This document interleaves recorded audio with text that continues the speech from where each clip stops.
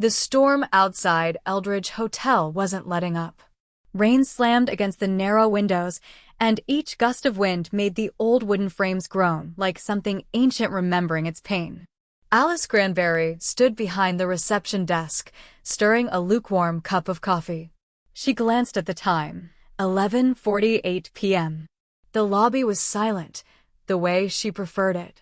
Empty hallways, dim lights, the building's bones groaning softly in the dark. Routine. She did what she always did near the end of her shift, checked the reservations for the night. Clicking through the list, her eyes moved from room 1 to room 10, all accounted for. Except room 6. Her gaze lifted to the wooden key rack behind her. Room 6's hook was empty. Her fingers hovered over the mouse. There was no booking. There never was. As far back as she could remember, room 6 was always marked unavailable. Maintenance issue, the old manager used to say. But that manager had been gone 3 years now. And room 6 had stayed closed. A flicker of unease crept in. She stepped out from behind the desk and brushed her fingers across the empty hook, as if contact might explain the absence. She opened the logbook. No key sign out. No guest entry. No internal note. Just gone. The lobby doors groaned open, letting in a blast of cold air and the quiet hum of old wheels. Marta Del Rey pushed a laundry cart across the tiled floor, humming something off-key. Her uniform was speckled with lint and time.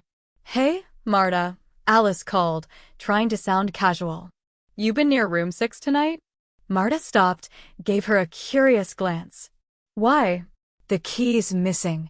Just checking if anyone's cleaning or—" Marta wiped her hands on her apron. "Funny you ask. I saw someone go in there earlier. Tall man, black coat, big bag."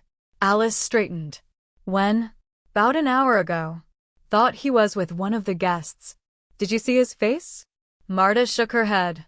"Nope. Just his back. But he walked like he knew where he was going." Alice returned to the desk. She pulled up the security feed. The camera facing room 6 flickered, then buzzed with static. Dead signal. Again. That wing always had problems.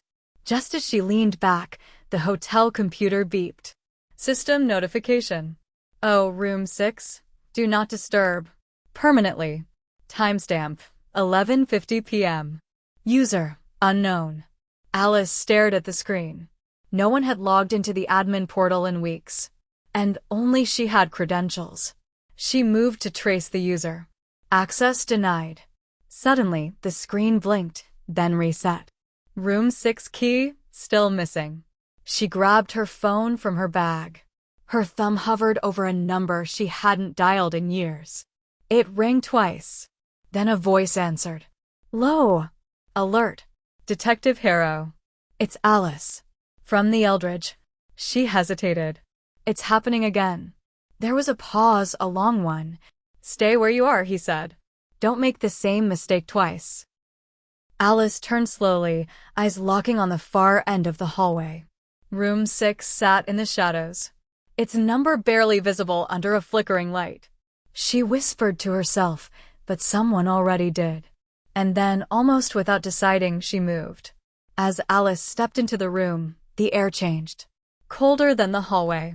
Still, almost reverent. Like the room had been holding its breath.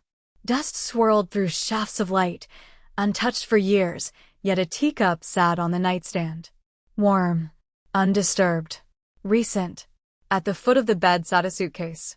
Leather-bound, cracked at the edges, worn by age and distance.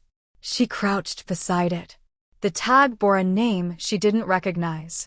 But it was the note beneath it that froze her in place. Scrawled in uneven handwriting were 5 words. "You shouldn't have come back.